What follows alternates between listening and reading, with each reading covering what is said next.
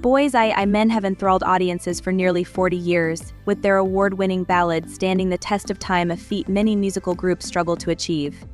However, their journey to success involves some controversial actions. The group engaged in unethical practices such as exploiting producers who collaborated with them, dating underage female celebrities, and even defrauding Grammy Award winner Kandi Burruss out of millions. Love the group Boyz II Men as far as them being artists. I think they're amazing, and I have no shade about them, their career, or anything like that. But what I will say is, I did have a bad experience. Once she turned of age, we had been hanging around each other so much. We've been hanging around each other so much that there became to be some sort of connection. Additionally, Katt Williams and other artists have alleged that Boyz II Men began to lose their relevance in the 1990s due to their poor treatment of producers and fellow stars. So what caused Boyz II Men to change after achieving fame and success? Did their newfound celebrity go to their heads? Right, as artists, we are representations of something that we come from. And so the reason that they couldn't go further than that is because those dudes was no longer pulling. Let's delve deeper into the rise, fall, and hidden aspects of Boyz II Men's journey, examining their remarkable success and the darker elements they have kept from the public eye. In 1991, Boyz II Men, a quartet of smooth-voiced singers from Philadelphia, burst onto the music scene with their debut album, Cooley High Harmony. The group's origins trace back to a high school in Philadelphia, where a group of friends from different neighborhoods came together at the Philadelphia High School for Creative and Performing Arts. Originally known as Unique Attraction, they made a name for themselves performing in inexpensive suits and showcasing their harmonies and synchronized dance moves at a Valentine's Day concert. Gradually, they slimmed down to a quartet and adopted the name Boyz II Men, inspired by a song from New Edition. Their breakthrough came when they connected with Charlie Mack, a local music promoter known for his extensive network and influence in the industry. Mack facilitated a backstage encounter with Michael Bivins of New Edition, a prominent figure in the music scene who had a reputation for spotting talent. Impressed by their exceptional vocal abilities and stage presence, Bivins gave Nathan Morris his phone number. Morris pursued Bivins relentlessly, making multiple calls until he convinced Bivins to take a more active role in their careers. This pivotal connection led to Bivins mentoring the group, helping them secure a contract with Motown Records, and playing a crucial role in shaping their sound and image. Motown's support was instrumental in their rise. Bivins co-wrote several tracks for their debut album, Cooley High Harmony, and served as the executive producer. Released in 1991, the album featured a distinctive blend of new jack swing and jazz influences, which resonated with audiences and critics alike.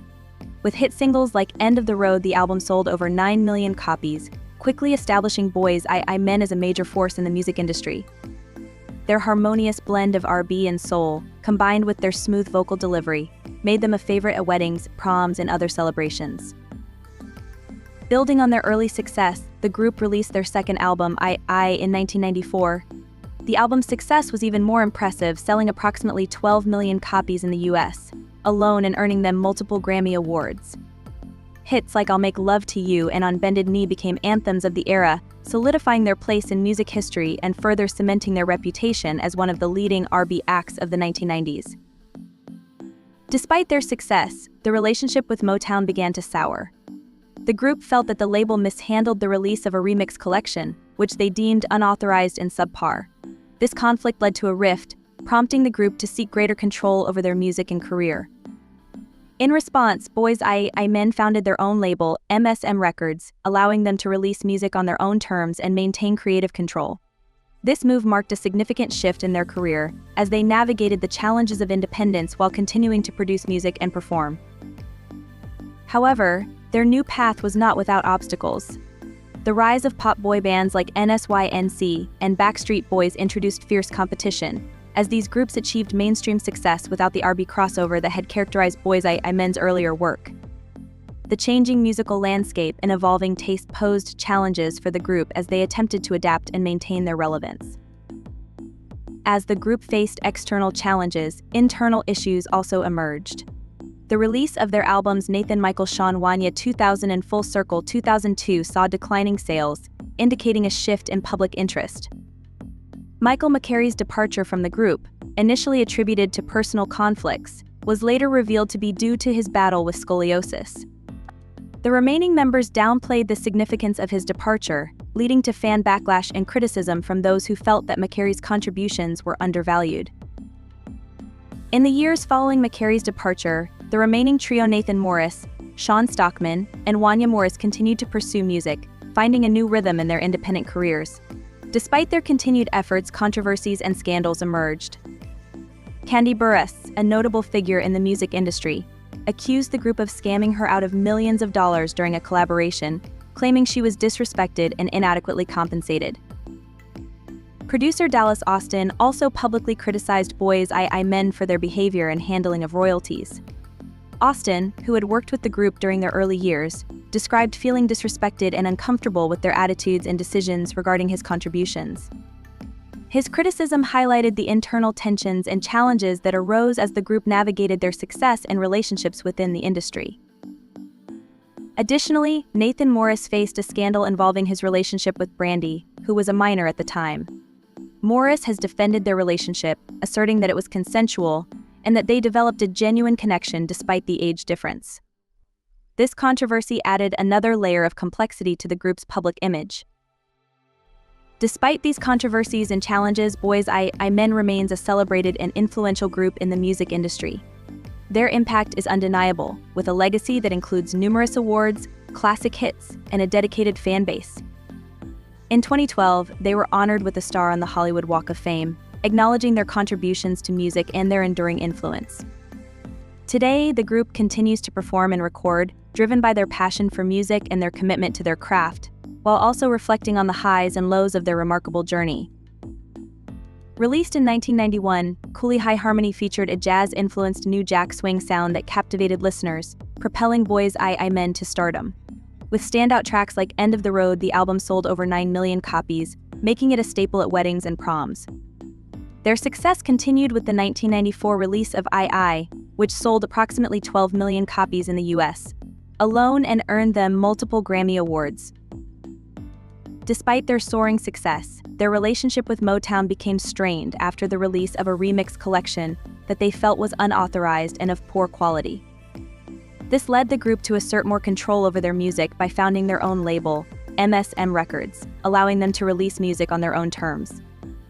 Their continued success, however, was challenged by the rise of pop boy bands like NSYNC and Backstreet Boys, who achieved mainstream success without needing to cross over from R&B. As Boyz II Men's popularity began to wane, internal issues surfaced.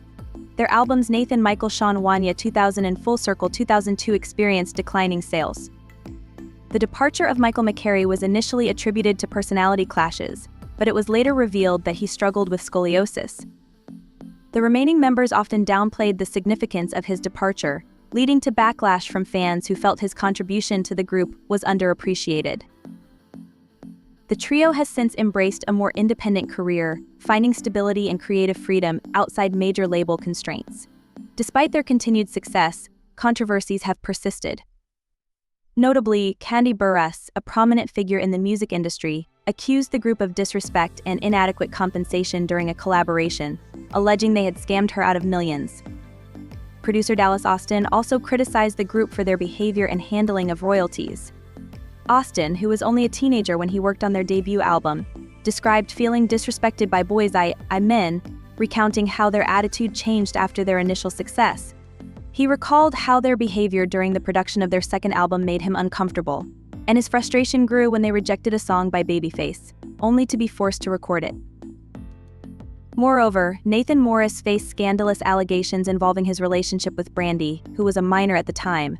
Morris has defended their relationship, claiming it was consensual and that they fell in love despite the age difference.